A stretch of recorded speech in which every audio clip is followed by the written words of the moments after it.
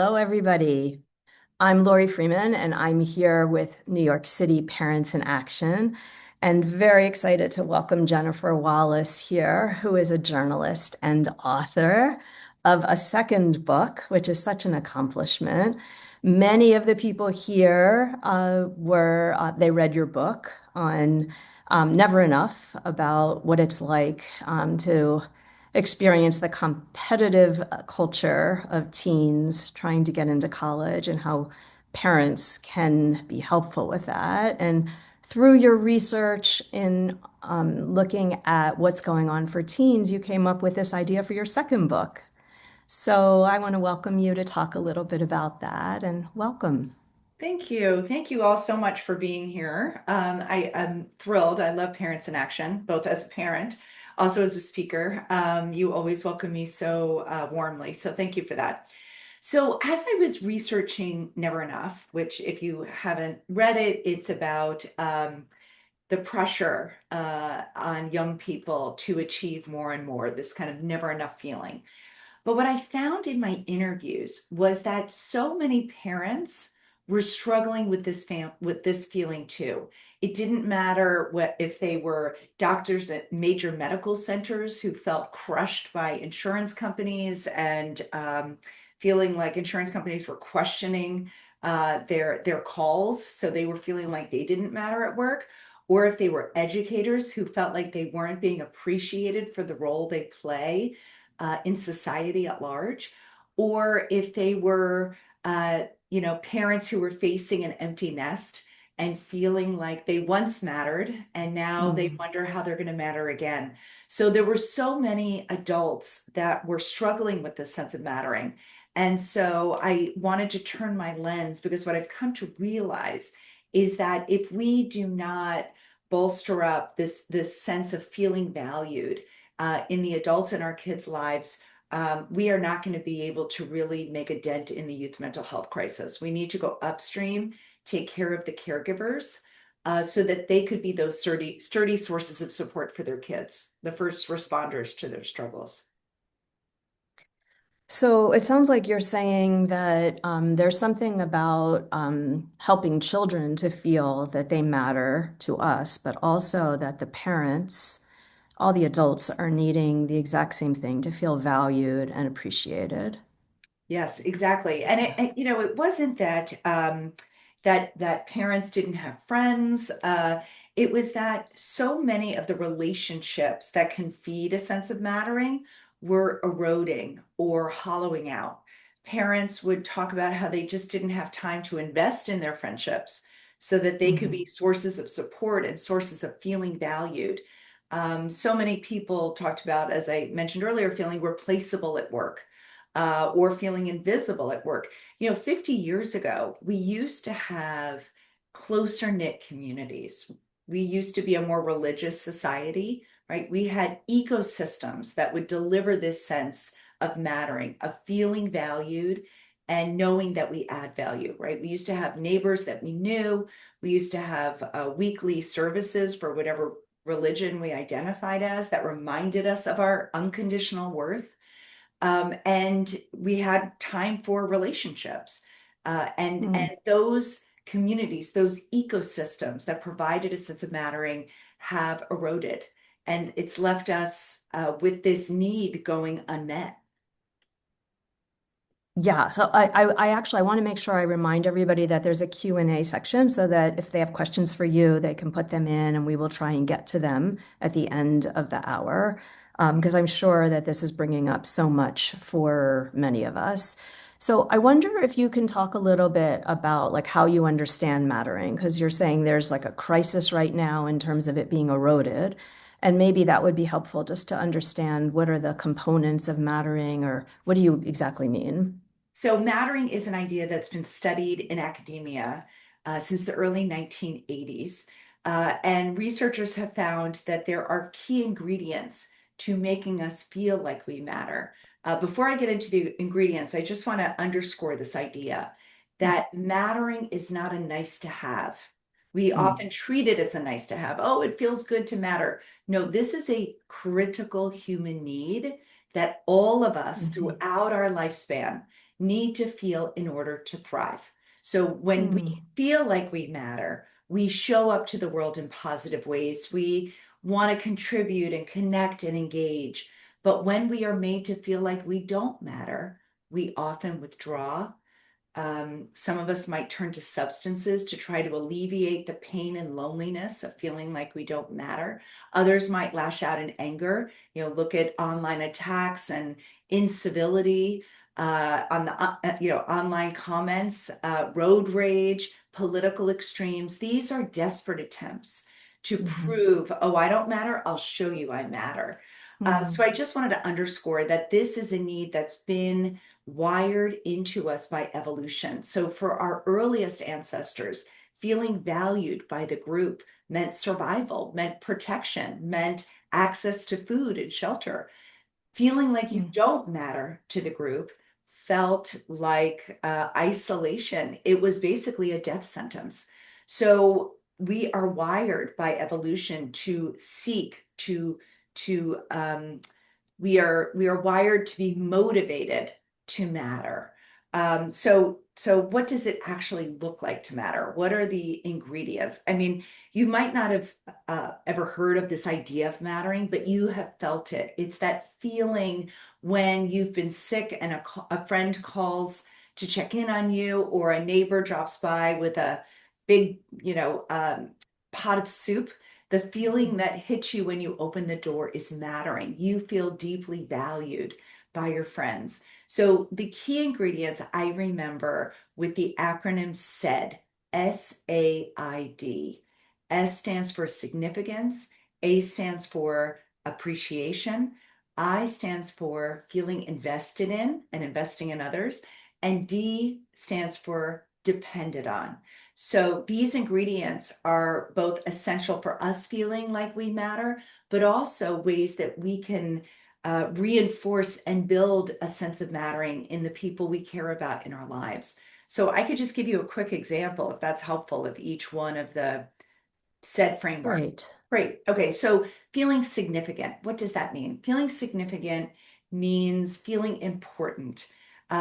Yes, we feel significant at milestone birthdays and, getting awards at work. But what struck me over and over again with the hundreds of people that I interviewed was that when I asked them, when did you feel like you mattered? When do you feel significant? Mhm.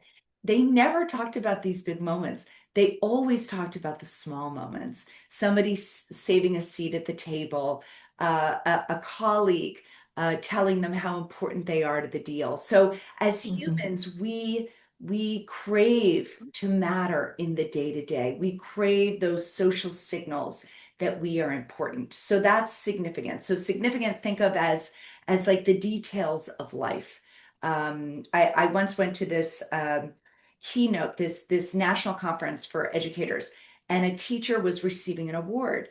But what brought him to tears was what his colleagues handed him along with the award, and it was this gigantic jar of M&Ms.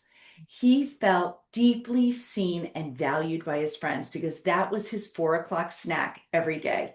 So, in Mhm. giving that to him, they said, we see you, we know you, you are worth remembering. So that's what we're looking for in the sense of significance or importance.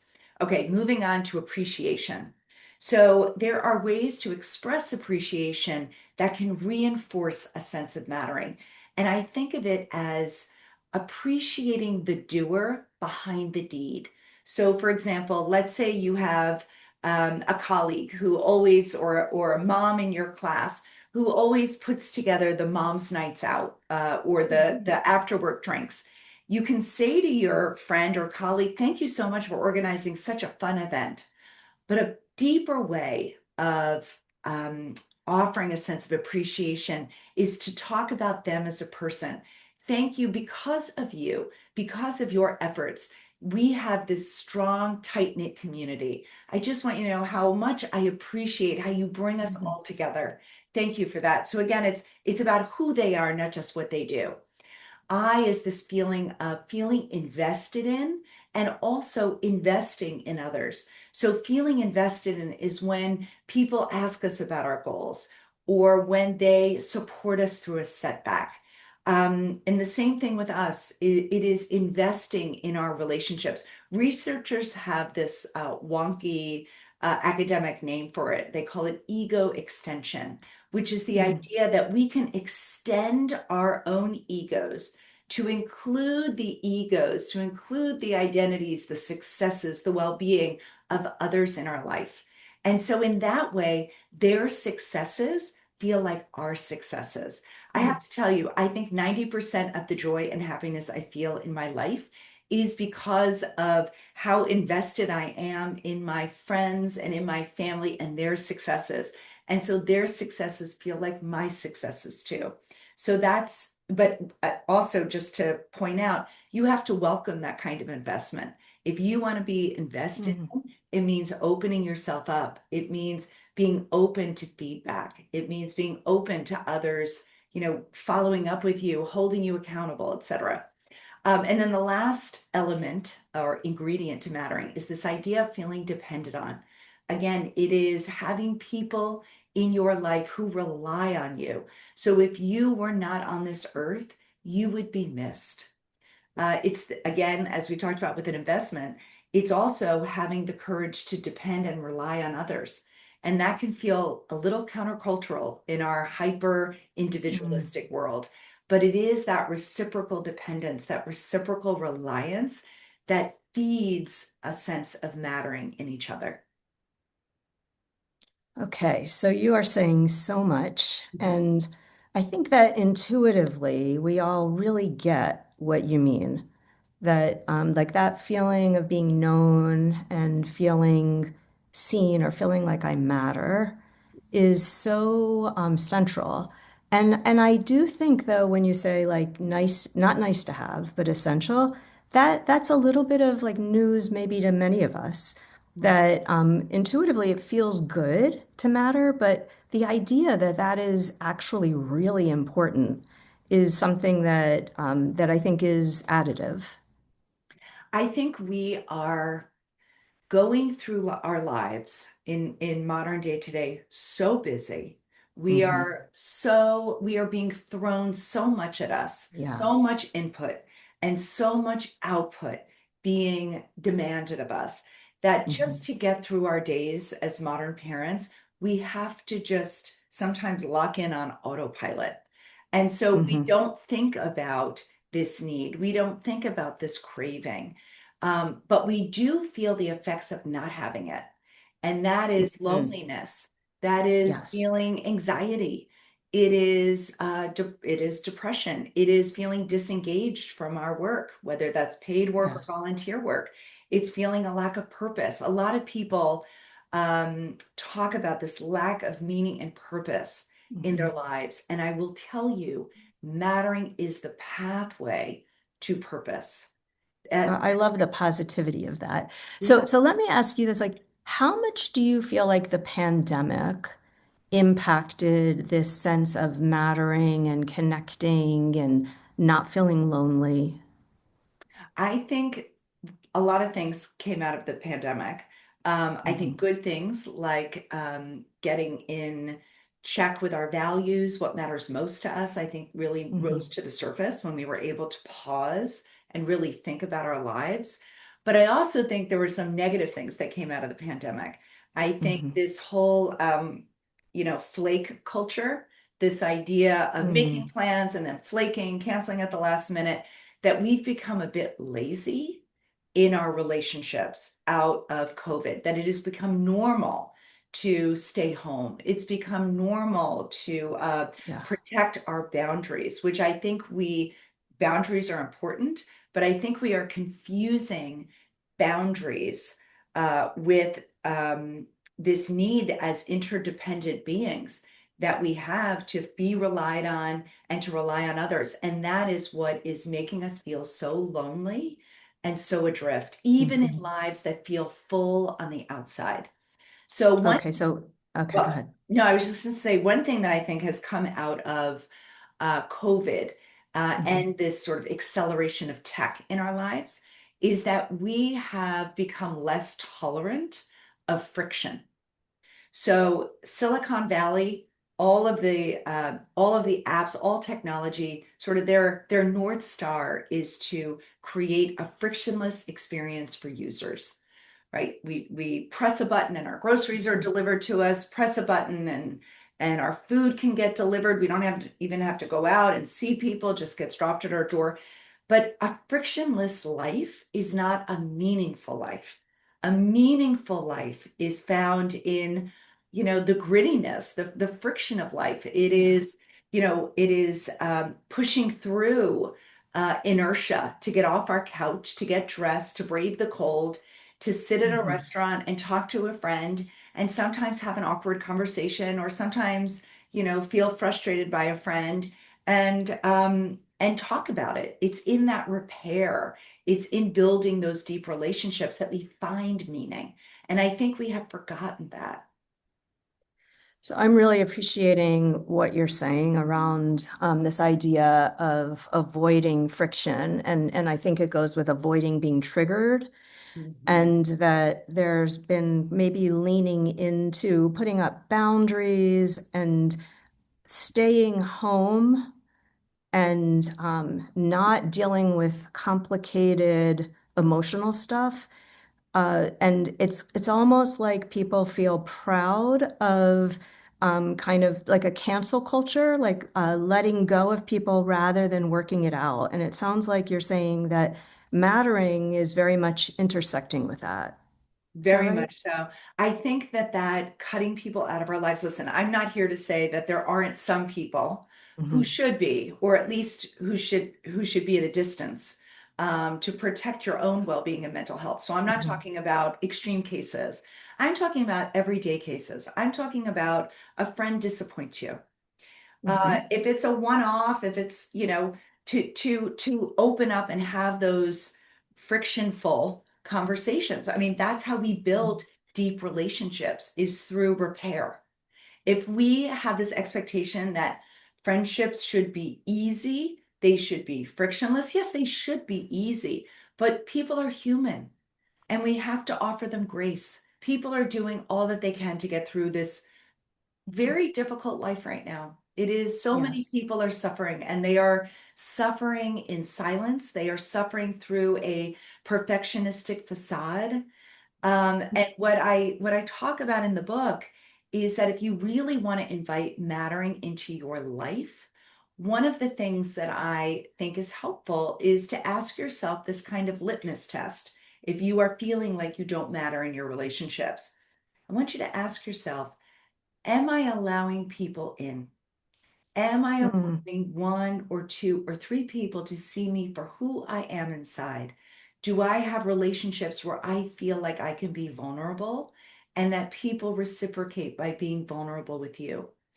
Or do you feel like you have to be perfect to be loved? I would love to offer this research that I write about in the book called the Mhm. beautiful mess effect, which is the idea that um, the beautiful mess effect is the idea that we believe that people do not want to see into our messy lives. Mm. When actually the research finds that revealing bits of yourself, being vulnerable, letting people into that messy life of yours actually makes you more authentic to the other person Yes. and it actually brings you closer to them. So again, I'm not saying with everyone in your life, open up and reveal everything.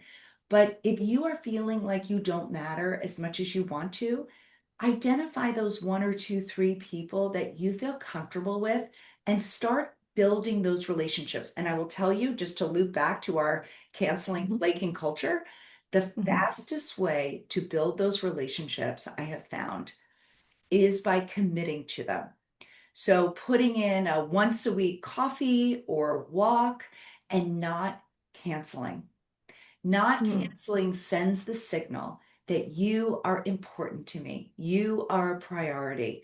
I am protecting this time with you. There was research, Lori, that I wrote about in both books because it was so impactful to me that was conducted at the Mayo Clinic where researchers were running a pilot study that was looking at a group of very busy physician mothers. Um, and who were reporting low levels of well-being and low levels of Mm, resilience. mhm, And they had them meet 1 hour a week for 12 weeks. It wasn't a therapy class, but it was 1 hour in groups of 5 or 6 where they could open up, where they could mhm, support one another, feel seen and heard, just like they try to do with their own kids. After the 12 weeks, the researchers found not one person had dropped out, not one. mm, The women mhm, reported greater levels of well-being. They reported higher levels of resilience. They even reported feeling like better parents. Their cortisol levels had dropped.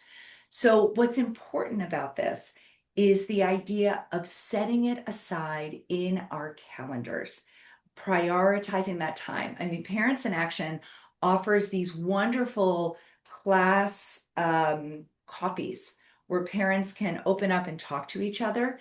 Use that as a jumping off point, and build your own little small Parents in Action groups coming out of those big meetings, right? Find like-minded people who, might have similar values to you. mm, One thing that I've instituted that has been found to be very helpful for me is once a month, I have a group of very busy mothers who are professionals, and we meet over lunch where we cook for each other, or if you're me, you mm, order takeout, and we talk over an article. So whoever is hosting the group, and it's a group of about 5 or 6 people, chooses the article. It could be a thoughtful article. I chose an article in the New Yorker about perfectionism. mhm, Sometimes we talk about health, healthy aging, the crush of being both caregivers and mhm. caregivers for our parents.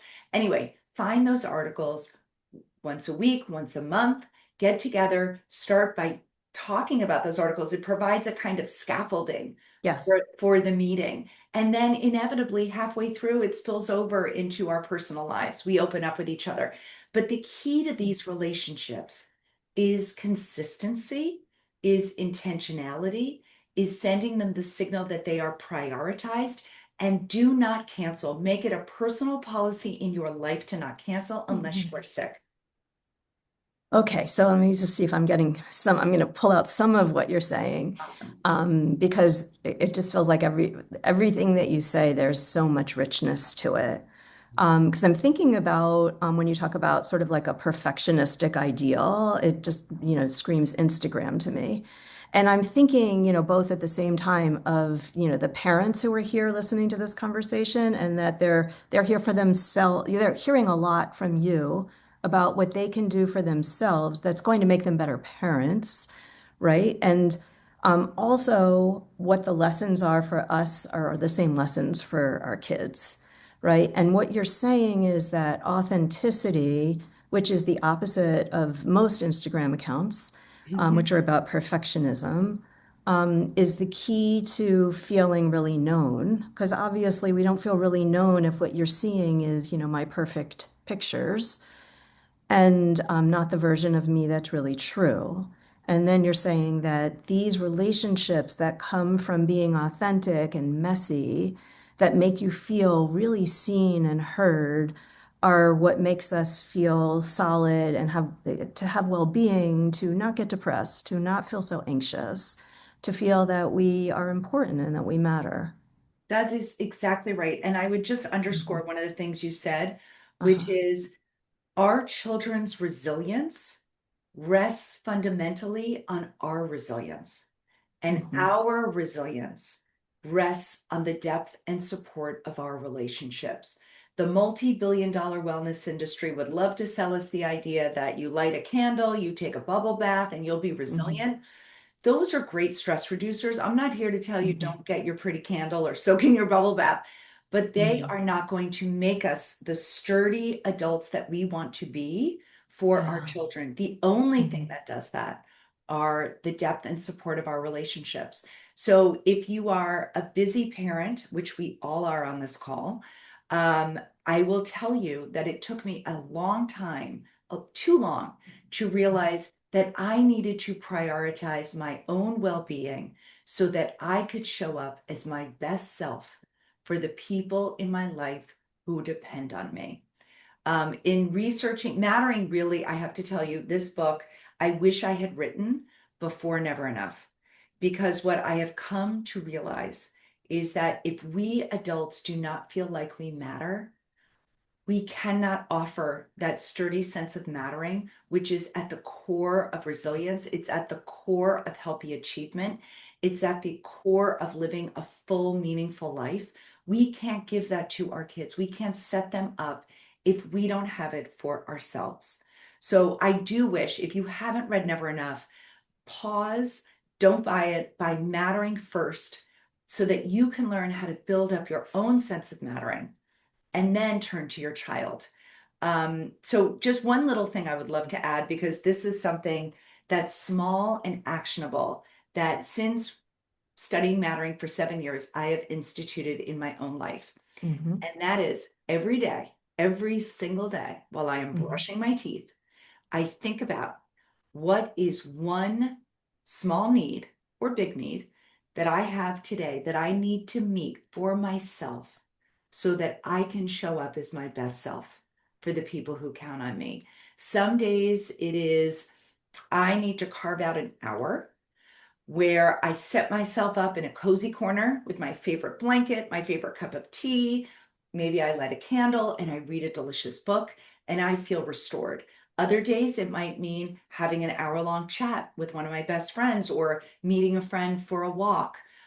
So there are, it's very personal how to meet our needs, but I would highly recommend that you start tuning in to what you need, so that you can build yourself up so that you could be your best self for your kids, which is what we are all hoping for. And there are ways to Hmm. become your best self. It means mattering to yourself.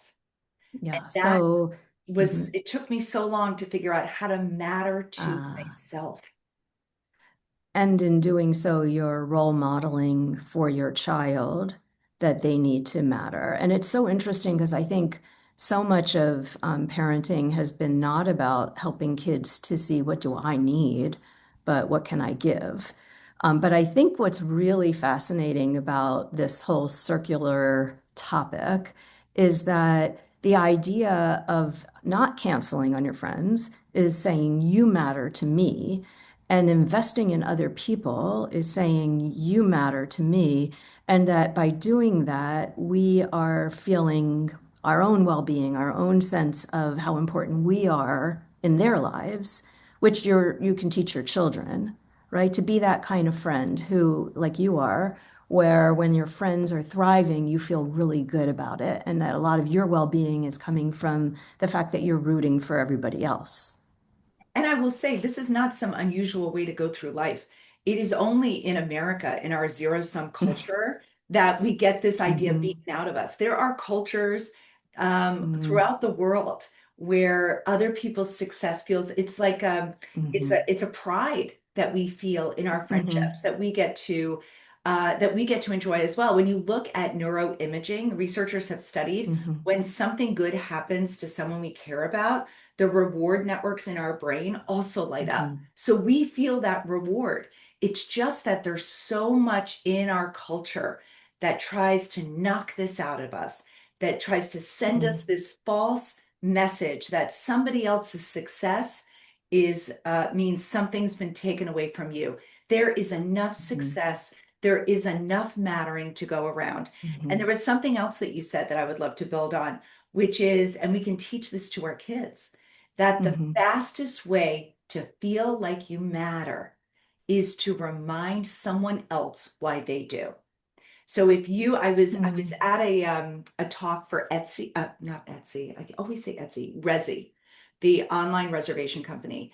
And a young man in his late 20s said to me, is there a mantra? Is there something I can do on those days when I feel like I don't matter? And I said Hmm. to him, you are one action away from feeling like you matter again. Better than a mantra, because we need that social proof that we matter. We are social beings. Yes, we need to matter to ourselves, but we also need to know that we matter to others. So, what I said to him was, if you're feeling that way, send a text to someone in your life that says, if it weren't for you, dot, dot, dot, if it weren't Hmm. for you, I wouldn't have gone for this big job. Thank you for believing in me even before I believed in myself. Or if you don't have someone that you have that kind of intimate relationship with, that you feel comfortable sending a text like Hmm. that, walk out your front door. Go to Dwayne Reed, go to the supermarket and tell the people working there who greet you with warmth and a smile, the world is so cold these days, but I have to say, your warmth and your smile radiate and you make the world a better place. Thank you so much for greeting me with that smile. People are starved to feel like Hmm. they matter. Be the person that fills their cup, and it will come right back to you immediately.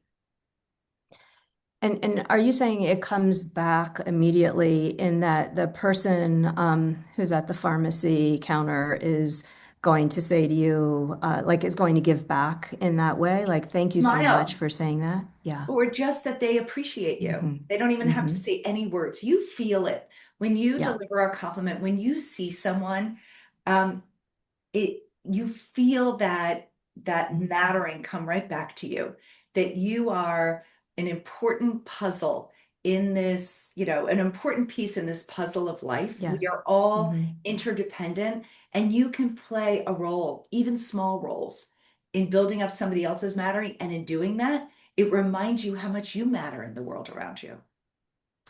Right. And it's very concrete actually, because if you're the person who sees others and says, it's so important what you're doing because that brings us together, or whatever the saying that you're saying, um, you become a person who matters to them because you are seeing them, and then that feels it's very much like a feedback loop.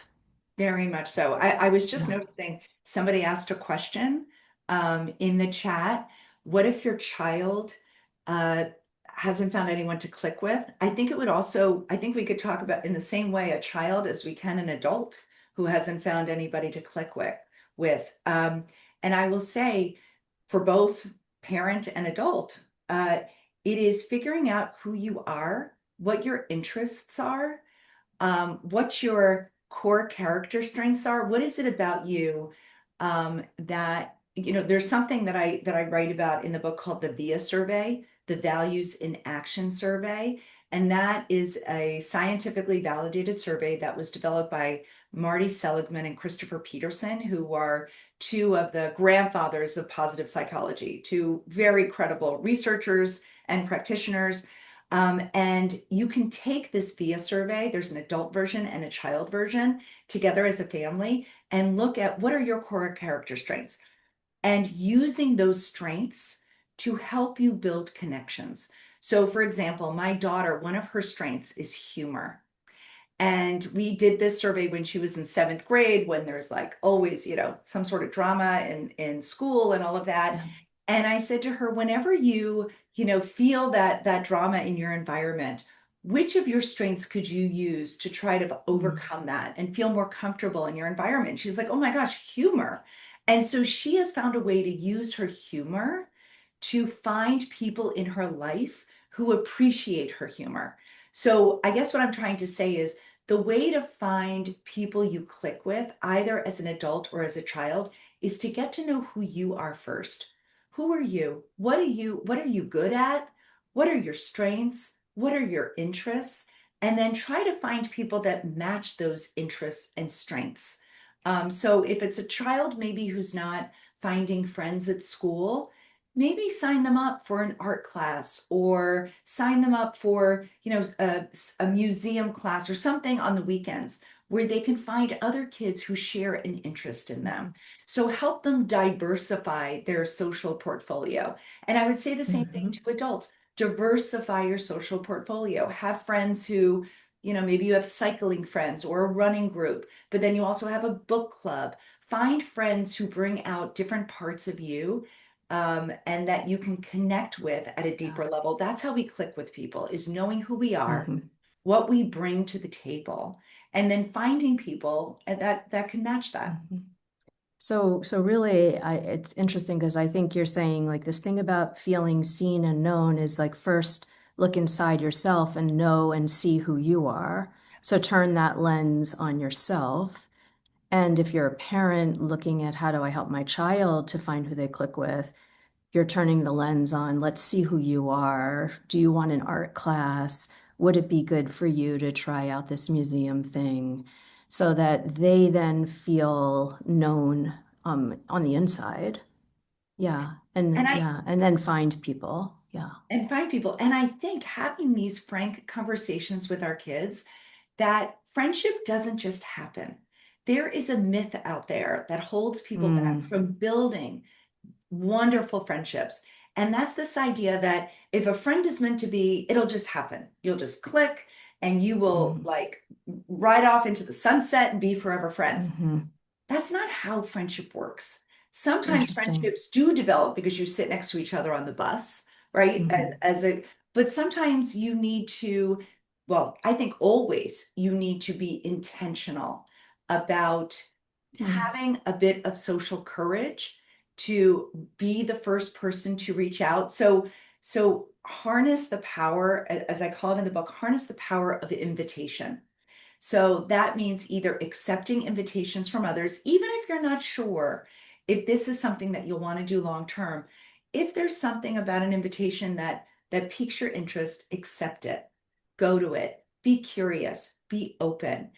And if you're not getting invitations, or if your child's not getting invitations, you issue the invitation. There was a woman I interviewed who went through a terrible divorce, and she mhm, was tired of feeling like the fifth wheel among her couple friends. So she stopped going out with them. And then she started feeling even more isolated. And so her mm, therapist said to her, well, then, how about you start hosting dinner parties at your house and invite your girlfriends over? So the point in this is to just underscore the idea that your child and you have agency when it comes to building friendships and letting your children know that there is a skill to finding friends, to deepening friendships, and to maintaining friendships. There are great books on it that you could find on Amazon or in the bookstore. There are wonderful books mhm, uh, that you can read to a child and then open up and talk about your own friendship struggles. All of us have struggled with friendships. All of us have experienced mhm, loneliness. And when you are a child, you tend to personalize that and feel shame around it, like you are not worthy of friendship. Take that shame out and really expose them to the idea that this is normal and that there are going to be transitions in their lives, going to maybe a new high school, going to college, mhm. relocating, starting new jobs, where you are always going to have to build back friendships. So this is Yeah. a skill that we can teach our kids. Hmm. So underlying what you're saying is that friendships are really important to feeling good, right? And that's, of course, something we all know, but it also is something that is important to hear again, I think, in terms of feeling you matter. You need to have relationships in your life where you are seen and where you are shown that you matter. And then I think you're also talking about the vulnerability in issuing an invitation to be a friend or to like come together and the vulnerability in accepting that and this idea that it's a skill and that you don't have to feel that this is easy as an adult or what you can teach your children that there's something that you can do that's very intentional about bringing people into relationship with you where you can feel good. Yeah. I think it's also important to bust the myth that Hmm. popularity is something that you want to go for. So when Oh, you yeah. look I at the love that you're research, talking about that.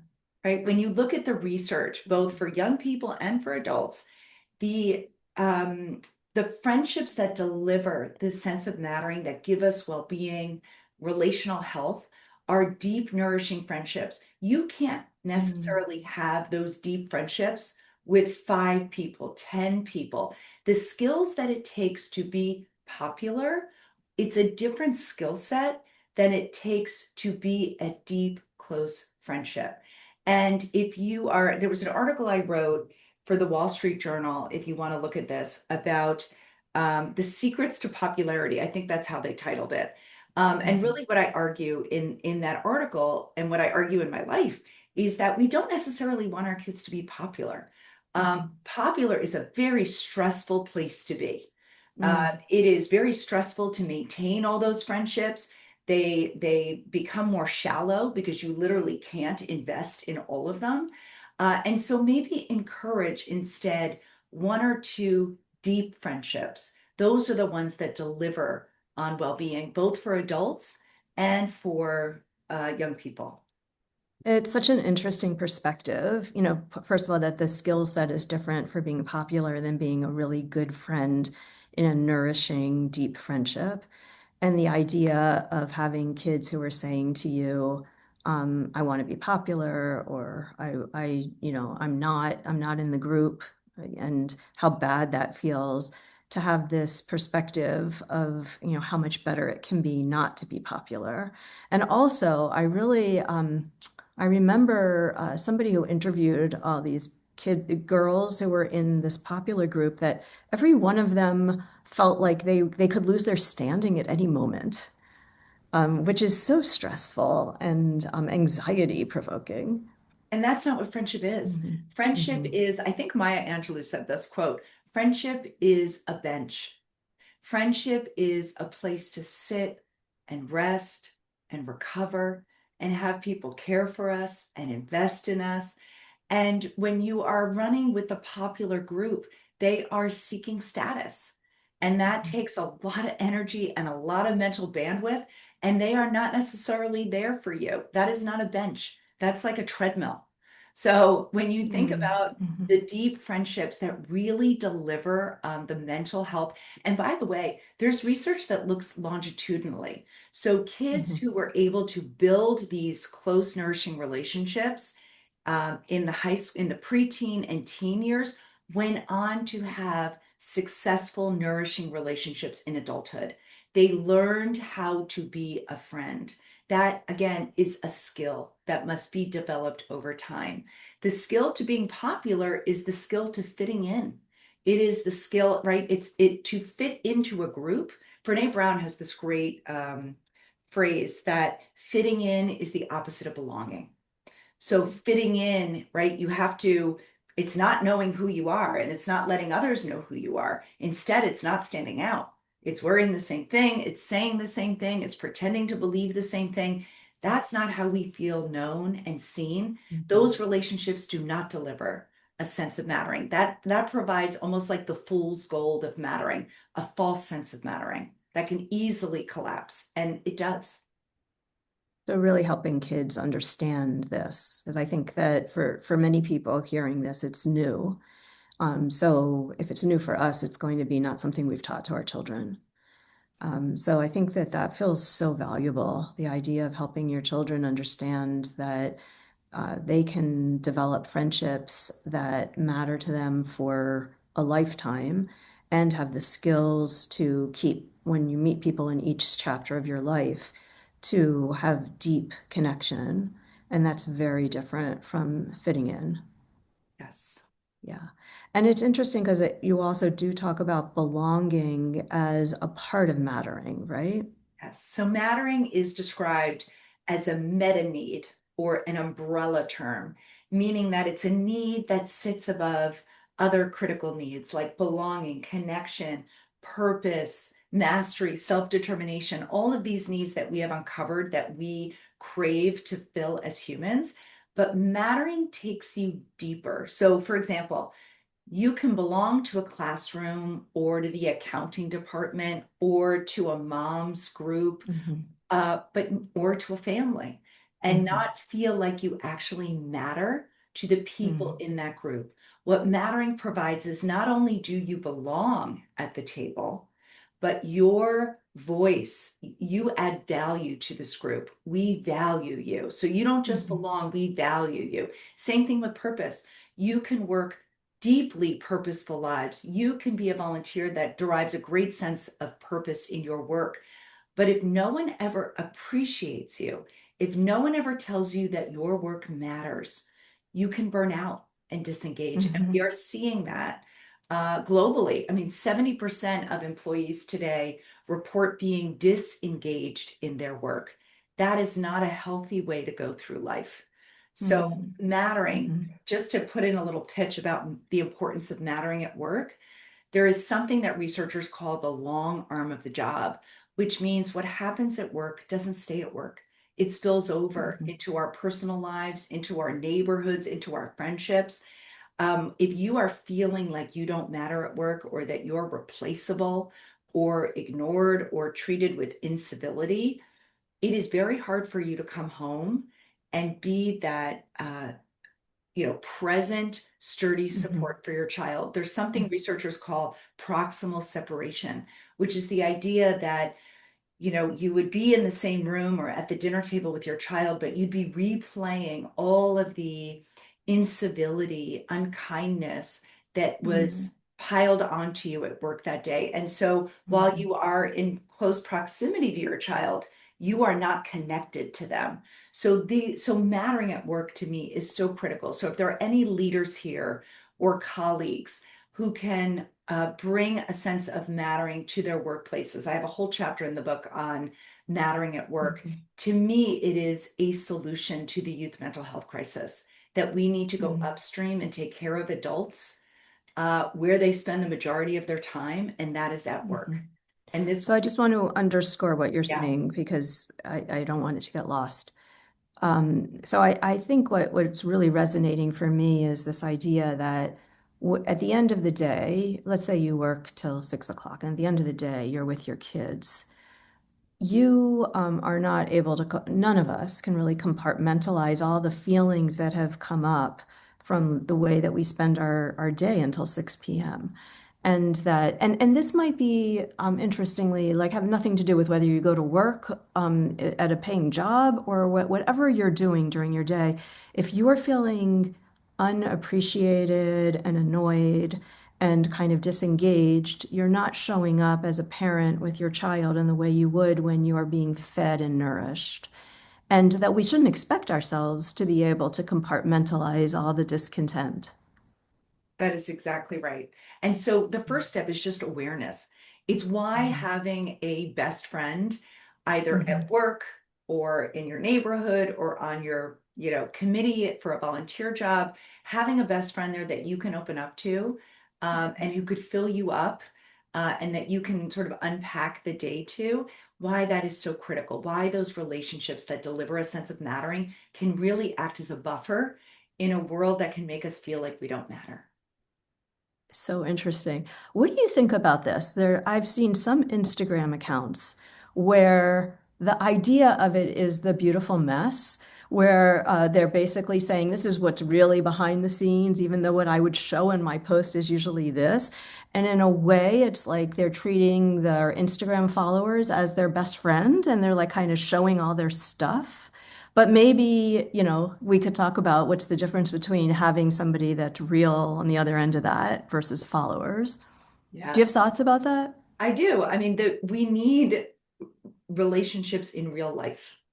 We need You think? relationships Yeah. with people who Mm, can regulate with us, who can tune in to how we're hmm. feeling, who can, you can't feel a sense of mattering as a follower. You can't feel a sense Yeah. of mattering with an AI companion, right? You can feel a false sense of mattering. But to really feel a sense of mattering, you need to feel like the person in the other side of this relationship is willing to sacrifice for you, either their time or their energy, to really support you.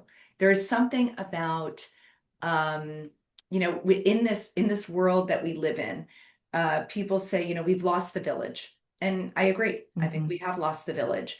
To build back the village is really to do that or to implement the ingredients to mattering. But also, there is a village that exists, and I write about it in the book, that's behind a Hmm. paywall today. So you can Hmm. pay a monthly fee to join a village.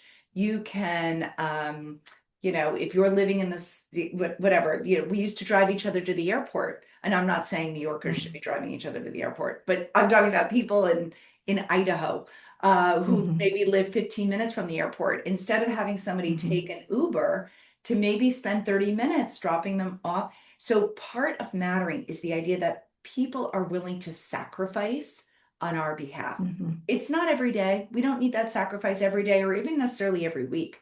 but we do need to be made to feel like a priority. And you can't feel Mhm. like a priority as a social media follower.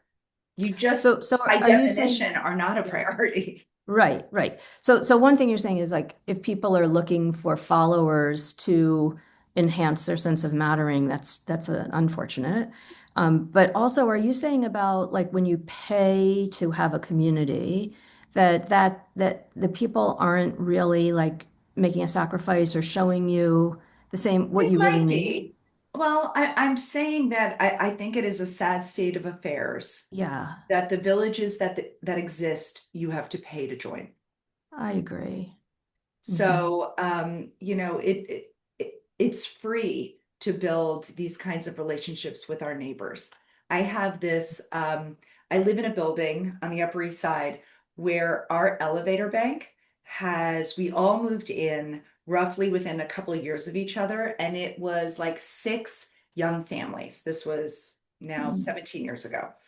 And I made a concerted effort Mm-hmm. to build this little community in our elevator line.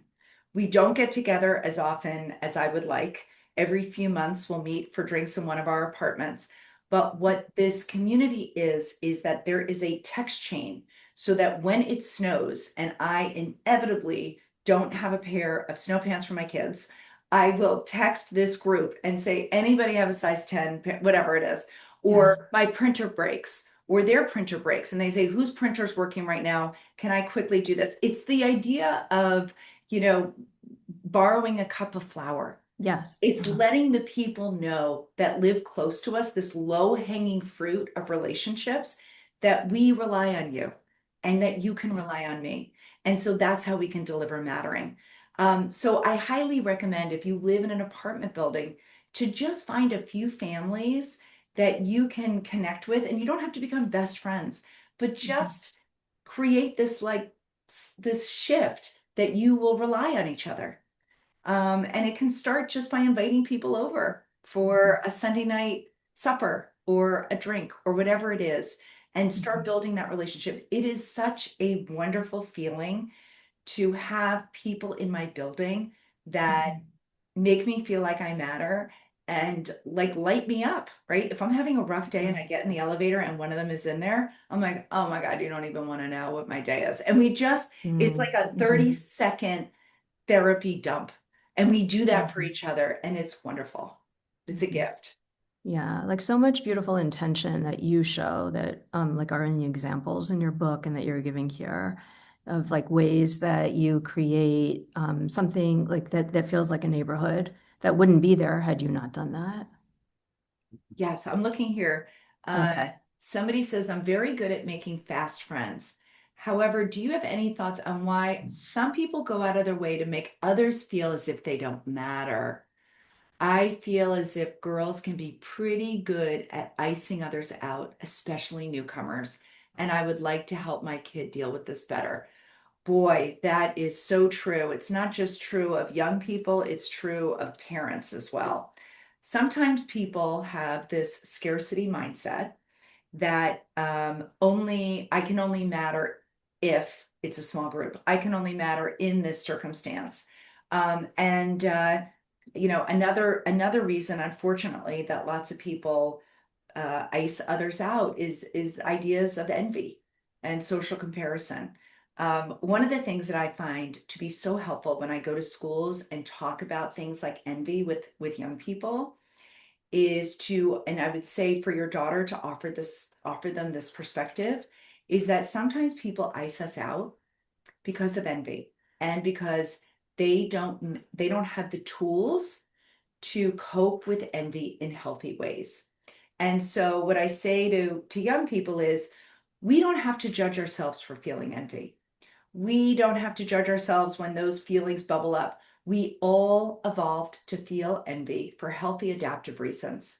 When those feelings do bubble up, though, we have a choice between malicious envy, which is icing people out, putting people down so that you feel better by comparison. You feel like you matter because other people don't. That's the malicious route that is often modeled on social media or modeled Mhm. in the wider media especially for Yes. young girls, but it's also true of boys. Or we can teach our kids how to take the benign envy route, which is looking at the source of our envy as a source of inspiration, right? What is it that this person got? What is it that, and how can I get it too? And I would say go even further is actually talking to that person and saying, I so admire what you have done here. Would you, I'd like to try to do it too. Will you tell me how you did it? So not only do we use our envy in healthy ways, we also show the other person that why they matter, that there's something we saw about them that is really Hmm. special and that it matters. And so Hmm. one way of talking about this painful experience of being iced out is this idea that there are young people, and unfortunately older people as well, who are not as socially skilled as others. That's the way I talk about it with my own kids. When they are Hmm. hurt or they are feeling this or feeling that, I say, I truly believe in my heart that almost all people want to be good. Almost all people want to do well. So if they aren't acting well, if they aren't being good, to get curious and not furious about it. Is there Hmm. something going on in their life? Is it that they're not socially skilled? Is it that nobody has modeled or taught them how to be a good friend? And Hmm. really helping to, in my mind, that's always seemed to be what helps people is offering them a wider lens to look at hurtful behavior. Um, Yeah. are they So feeling that's like they don't matter? right. What a nice way for us to be ending. Because you went right back to mattering. Not a surprise. But what I'm really loving about this idea that you're talking about here is that it's non-shaming. So it's non-shaming of your own child, who, of course, is going to have experienced envy and is learning how to manage that.